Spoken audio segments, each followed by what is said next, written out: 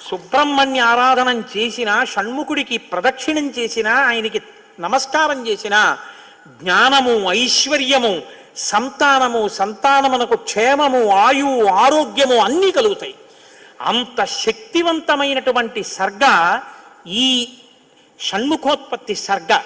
అందుకే వాల్మీకి మహర్షి ఎప్పుడూ కూడా అసలు ఫలశ్రుతి చెప్పరు.